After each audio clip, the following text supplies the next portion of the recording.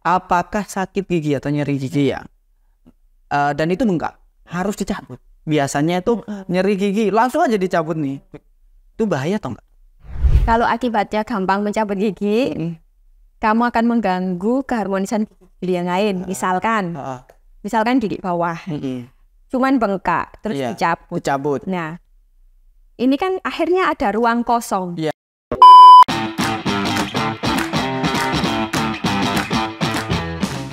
Baik, terima kasih. Assalamualaikum warahmatullahi wabarakatuh. Selamat datang di podcast FM bersama Rumah Sakit Fatma Medika. Kembali lagi dengan saya, Badrus, selaku host di podcast FM. Baik dokter, untuk dokter, saya panggil dokter Rosa. Oke, baik dokter Rosa. Selamat datang sebelumnya dok ya di podcast FM.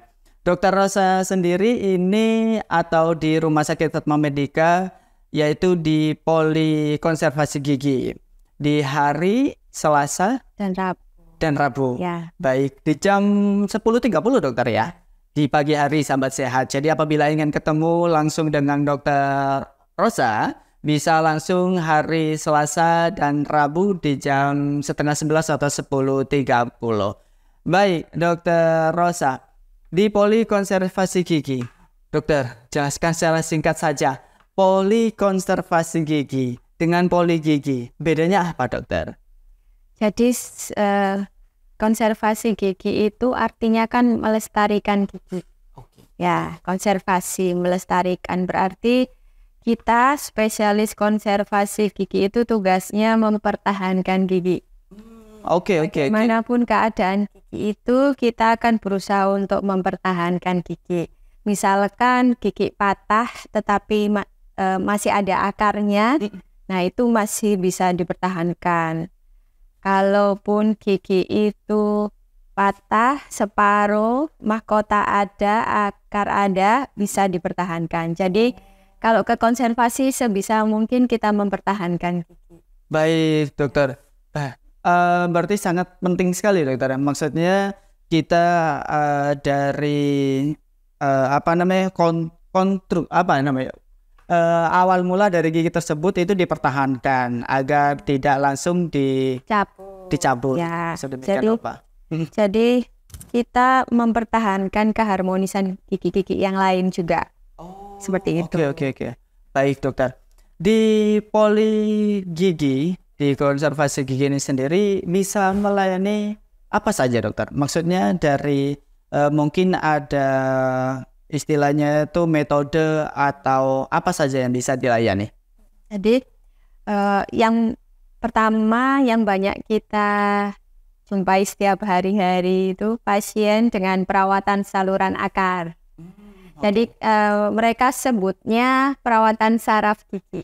Perawatan saraf gigi. Ya, yang pertama itu. Kemudian perawatan tambalan atau tumpatan gigi estetik. Ya. Kemudian pembuatan crown atau mahkota. Ya, kemudian pembuatan gigi permanen. Ya. Jadi gigi permanen itu bisa dilekatkan dengan gigi yang akan dibuatkan mahkota atau crown. Gitu. Ya. Oke dokter. Iya, kalau banyaknya kita kan. Iya, sebentar ya. Kalau bisa nggak ngomong nggak pakai ini? Dokter Rosa. Ya. Oke. Di Poli Gigi atau Poli Konservasi Gigi spesialisnya ya dokter ya.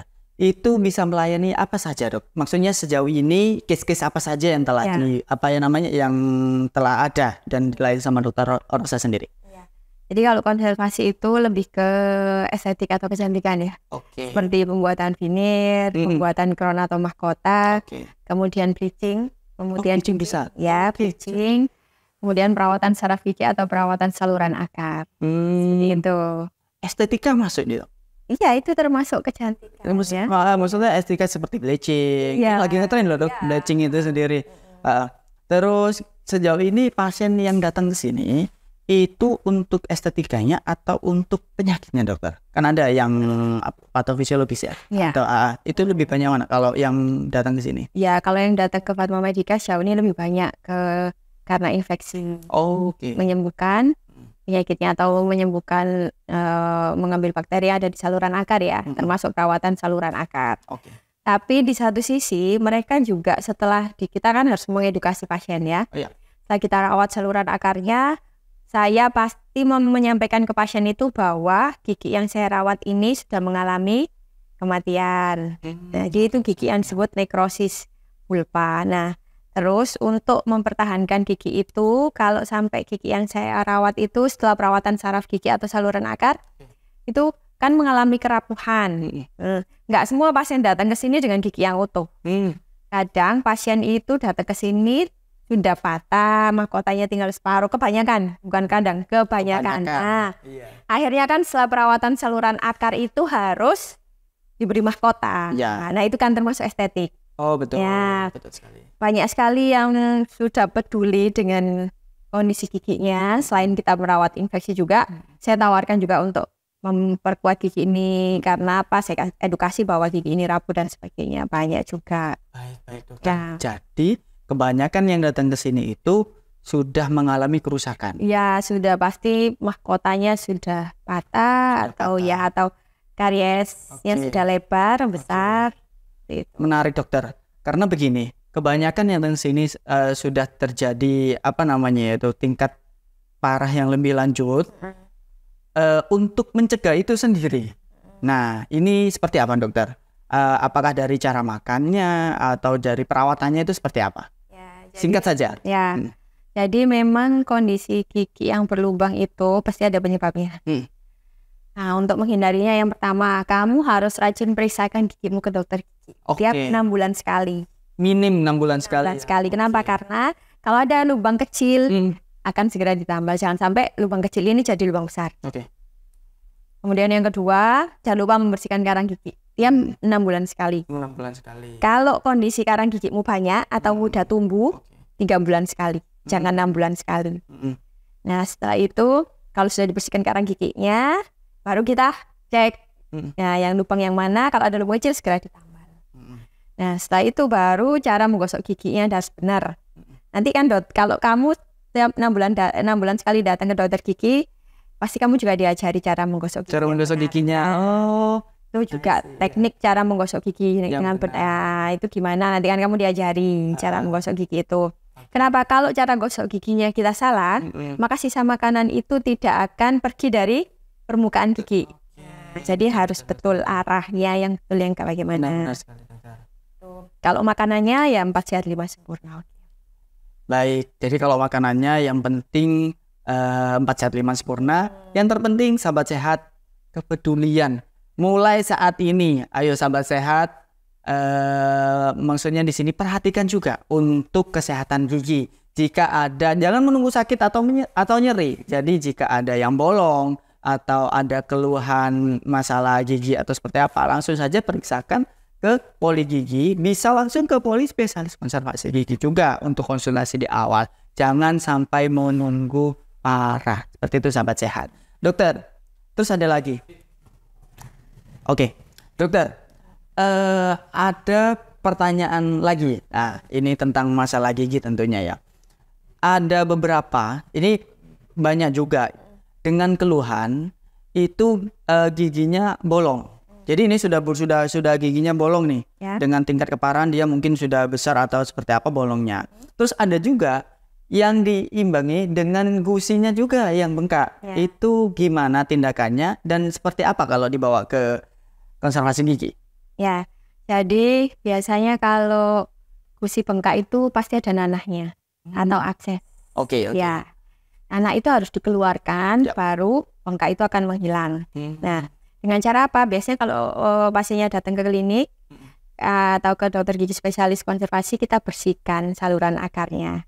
Kalau sudah terbuka kan tadi lubang besar ya, berarti sudah terbuka nih saluran akar. Jadi gini, gigi itu ada 2 bagian, Baik. ada mahkota dan ada akar. Oke. Kalau bakterinya masih di mahkota, kita hanya cukup ngebur aja yang di mahkota, terus ditambal, selesai. Ya. Tapi kalau bakteri sudah masuk sampai ke saluran akar, ke dinding bawah ya, itu nggak bisa dibur, ditambal nggak bisa. Ya. Kenapa? Karena bakteri itu kan sudah masuk ke saluran akar, berarti ke lubang kecil. Ya, benar. Caranya ngambil bakteri ini bukan hanya dibur. Kalau dibur pecah ya. Oke. Nah, dengan cara apa? Perawatan saluran akar gigi. Nah, perawatan saluran akar tadi atau perawatan saraf gigi. Nah, bakteri ini akan kita keluarkan dari saluran akar ini pelan-pelan sampai bersih. Nah, otomatis nanah yang ada di bawah, nah ini yang menimbulkan bengkak itu adalah bakteri yang sudah masuk ke saluran akar. Ya. Bakterinya berkembang biak karena tidak dirawat. Semakin banyak bakteri, semakin perlawanan tubuh semakin banyak. Iya. Nah, tubuh ini melawan dengan apa? Sel darah putih atau leukosit. Iya. Nah, sel darah putih ini akan masuk melawan mendekati akar gigi. Oke. Nah, kalau sel darah putih ini melawan, pasti ada yang kalah nih. Iya. Nah, pada saat dia kalah, mati, itu jadi nanah itu tadi. Oh. Nanah itu adalah sel darah putih yang mati atau kalah. Oke, baik. Rusak kan? Ya. Semakin besar bengkaknya, berarti semakin banyak sel darah Sel putih yang darah kalah. putih. Berarti tubuh kita semakin rendah daya tahan tubuhnya. Ya. Bakterinya semakin banyak. Baik. Makanya ada yang kondisinya pasien bilang, dok kadang bengkak, kadang hilang sendiri, nanti bengkak lagi, hilang sendiri. Nah, pada saat daya tahan tubuhnya dia naik atau tinggi, leukositnya nyerang lagi nih ya. Oke. Itu dia menang, kempes. Pada saat dia drop, leukositnya banyak yang mati. Jadi seperti itu kondisi bengkak itu disebabkan apa? Karena ada pemicu ini dari bakteri. Kemudian ada sel darah putih yang berusaha menyembuhkan, tapi tidak bisa kalah sehingga bengkak itu tadi mati. Karena dia mati banyak sel yang rusak di situ. Baik. Nah, terus kemudian kalau ke konservasi biasanya kita open bur, kita bersihkan ya. Iya. Kita cari jalan untuk masukkan alat, ada alat kecil Ya. untuk masuk ke saluran akar, untuk apa? Mengeluarkan bakteri dan nanah yang ada di ujung akar ini. Nanti kita keluarkan semua sampai bersih, nanti ini kempes. Nah, gitu Dengan proses. sendirinya. Oke, dengan kata lain, apakah itu termasuk infeksi? Ya, infeksi apapun Sudah yang infeksi. tubuh, apapun yang terkena paparan bakteri itu namanya infeksi. Oke, nah efeknya membengkak ada nanas. Ada seperti nanah, itu. seperti itu. Karena apa? Gigi yang bolong dan kemasukan Sisa makanan, sisa kemudian makanan dan lain-lain. air liur kan juga membawa bakteri. Oke. Nah, jadi masuk ke situ banyak hal, nggak hanya sisa makanan yang masuk. Oke, baik dokter, semakin peduli saya. Saya sendiri semakin peduli dengan kesehatan gigi. Karena apa? Ya itu sangat pentingnya. Karena kalau gigi sudah sakit dok, aduh dok sakit semuanya dok.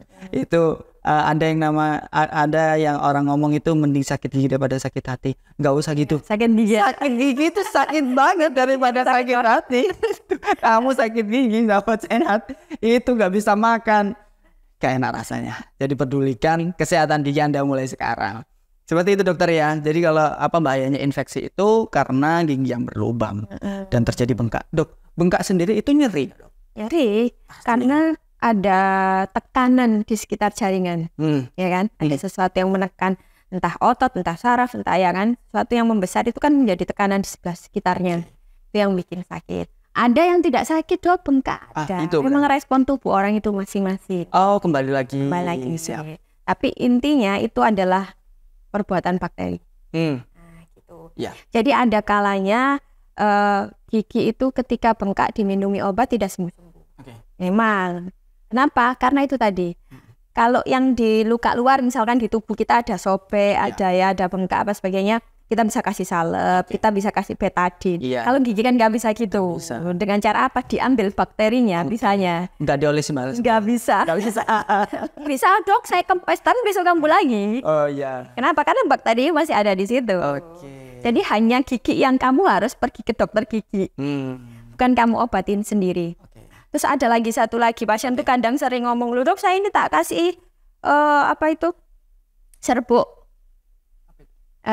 kapak atau apa itu. Pernah dengar nggak?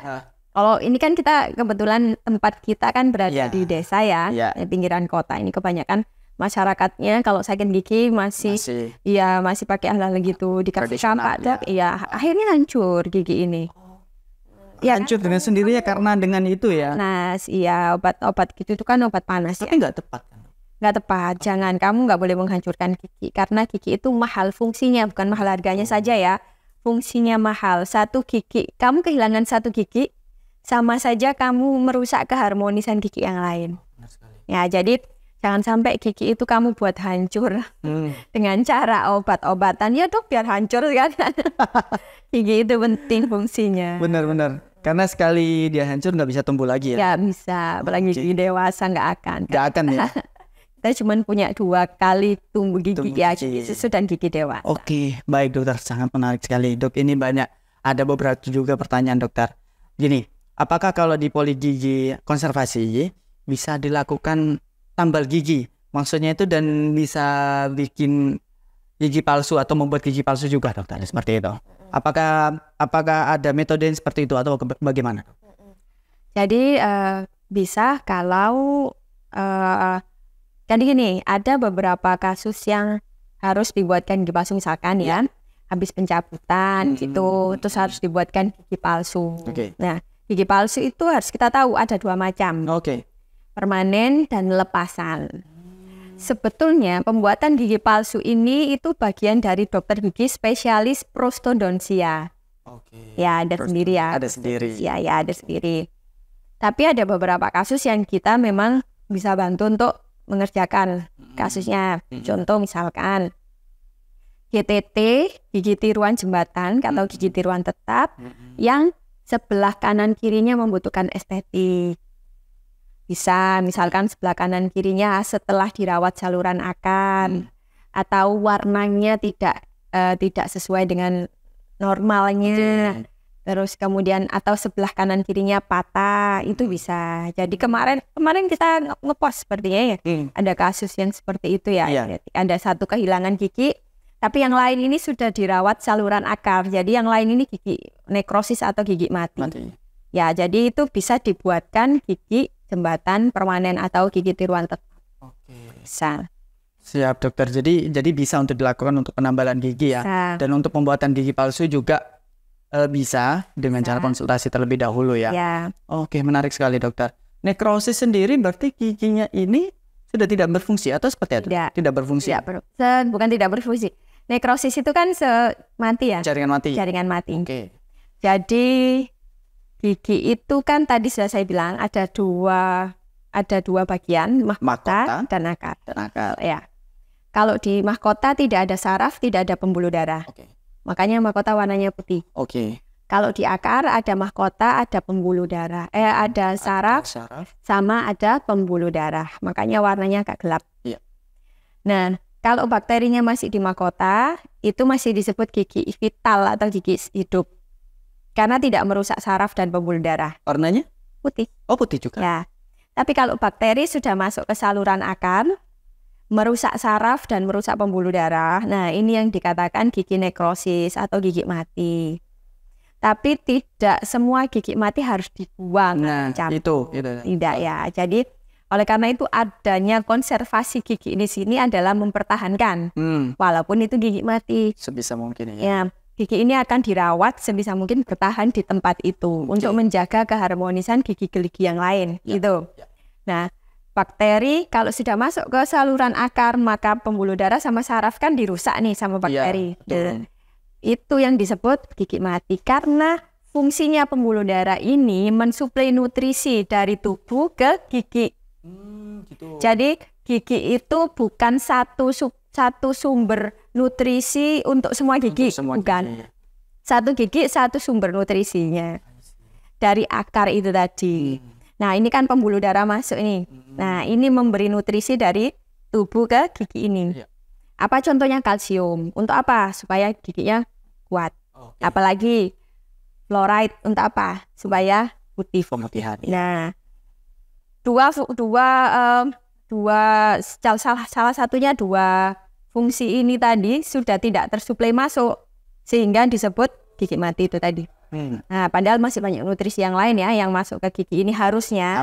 Nah, tapi karena sudah dirusak nih sama bakteri, Jadi ini rusak, kosong. Oke. Suplai nutrisi yang dari tubuh ke akar sudah nggak bisa. Oke. Dia disebut gigi mati. Oke. Loh, terus kenapa dok harus dipertahankan? Nah. Itu tadi karena memang dia penting posisinya di situ.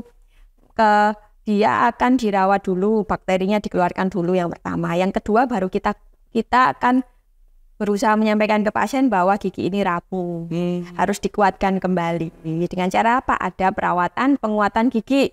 Apa itu? Ada pasak gigi. Pasak gigi. Ada lagi apa? Ada mahkota gigi. Nah, seperti itu. Itu pemasangan mahkota gigi itu pemasangan dari luar berarti? Dari luar. Oke, dokter. Dengan kata lain, jangan khawatir, sahabat sehat, jika mengalami istilahnya gigi mati, itu bisa dikonservasikan kembali atau masih bisa berguna dengan cara perawatan. Itu tentunya ke dokter konservasi gigi, lebih tepatnya seperti itu.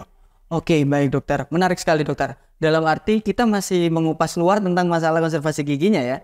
Belum masih ke perawatan dalam, cara menggosok gigi seperti apa. Dokter, ini penting sih menurut saya pribadi. Karena apa? Perawatan ini yang paling mudah kita lakukan, tapi ini kita harus tahu bagaimana step by stepnya dan cara yang benar. Cara perawatan gosok gigi dan waktunya seperti apa dokter? Jadi harus ada teknik dulu ya. Tekniknya menggosok gigi harus benar. Ya, yaitu tekniknya tidak boleh dua arah kalau kita menggosok gigi. Satu arah. Satu arah. Ya, misalkan ini nggak ada. Iya, nggak apa-apa. Ya. Jadi, satu arah. Merah putih, merah putih. Oh, ke atas bawah ya dokter ya? Enggak ke sini ya? Enggak, bawah aja. Kalau atas ke bawah, kalau bawah ke atas, tapi tidak dua arah gini. Kenapa? Jadi kalau kita dua arah, sisa makanannya tidak akan pergi, tapi malah masuk ke dalam saku gusi atau nempel ke dalam gusi. Nah, harus satu arah. Pelan-pelan, 8 kali hitungan. 8 kali, depan 8 kali, bawah juga gitu, satu arah ke atas. 8 kali, 8 kali, 8 kali. Dalamnya juga gitu. 8 kali. 8 kali. Ya, kalau atas depan, pokoknya satu arah ya. Susah sih memang, tapi nanti lama-lama terbiasa. Oke, baik. Loh dok, ini saya gosok giginya repot gini-gini nggak nyaman. Nanti setelah kamu sudah membersihkan sisa makananmu yang ada di gigi atau di permukaan gigi, boleh kamu pakai teknik gini boleh. Pokoknya pakai teknik yang benar dulu.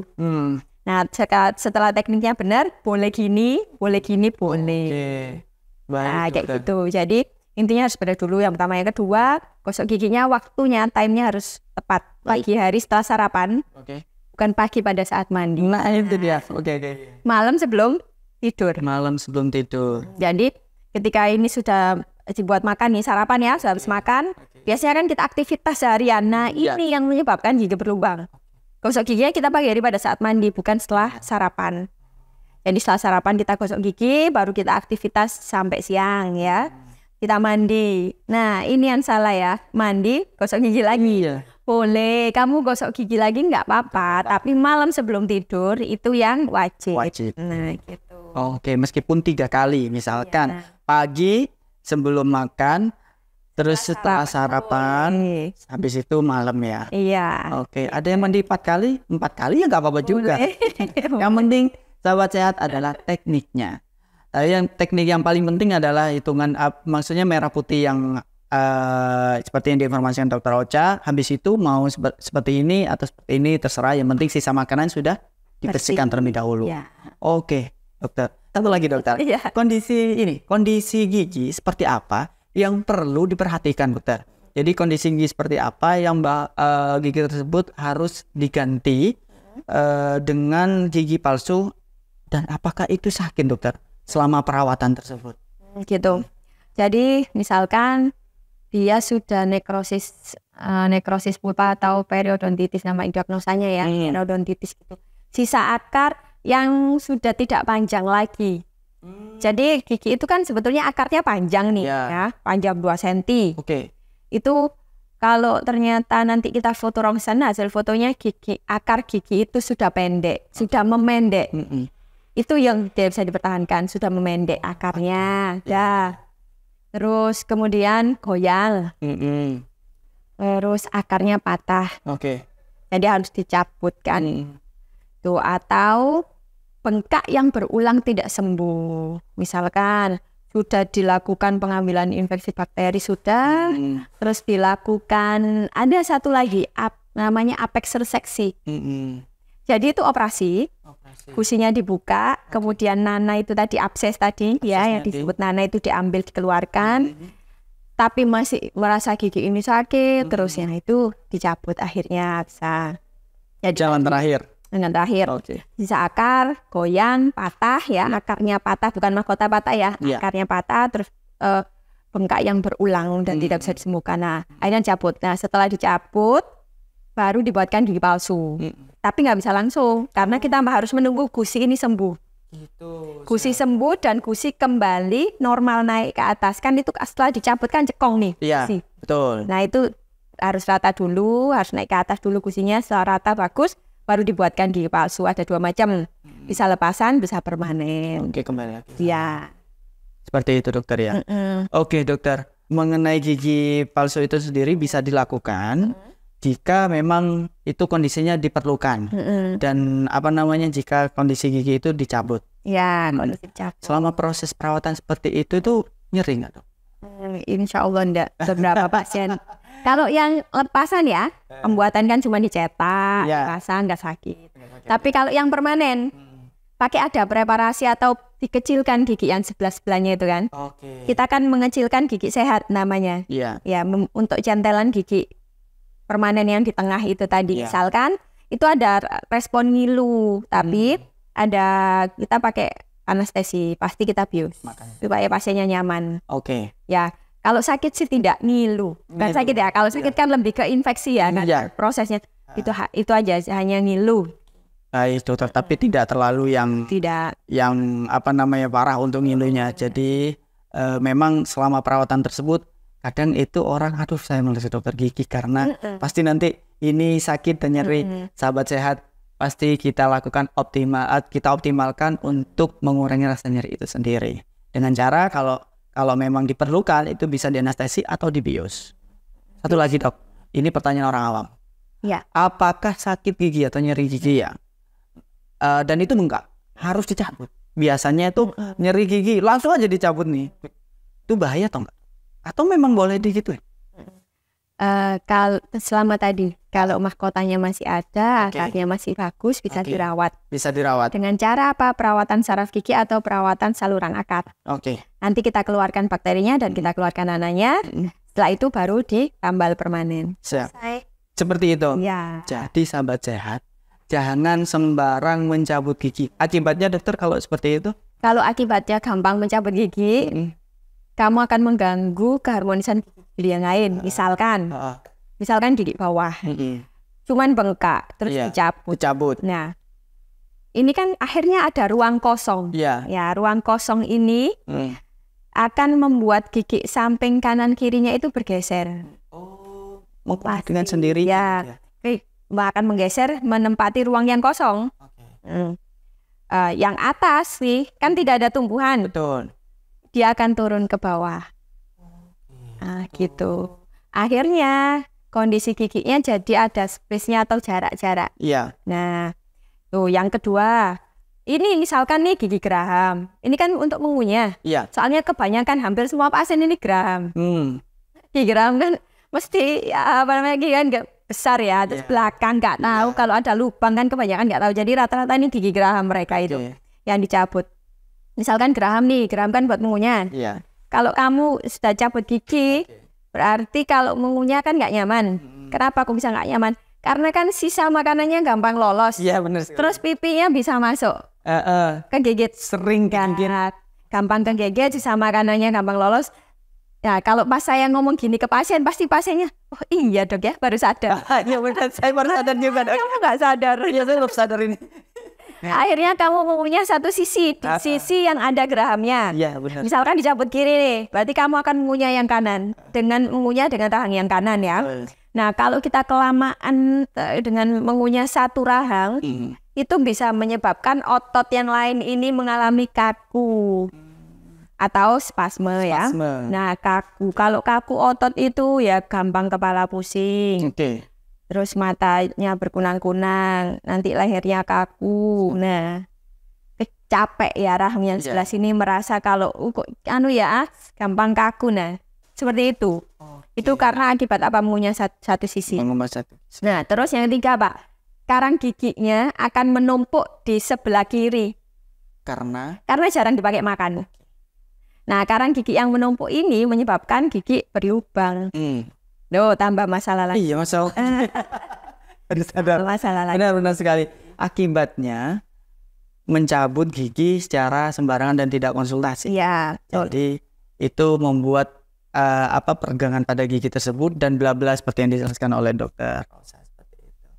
Menarik dokter. Banyak sekali ilmu yang kita dapatkan, terutama tentang kepedulian kita tentang gigi itu sendiri. Bagaimana fungsi gigi, karena gigi ini sangat sekali penting untuk terutama untuk proses kita makan. Gak ada gigi kita nggak bisa menikmati, apalagi sakit gigi, makanan apapun, selezat apapun, nggak masuk dok. Saya merasakan seperti itu. Baik dokter, terima kasih sekali dokter atas apa yang telah diberikan, sangat berguna sekali dan menambah wawasan bagi saya pribadi dan mungkin sahabat sehat sekalian. Seperti itu dokter. Terima kasih banyak dokter atas informasinya yang sangat begitu penting.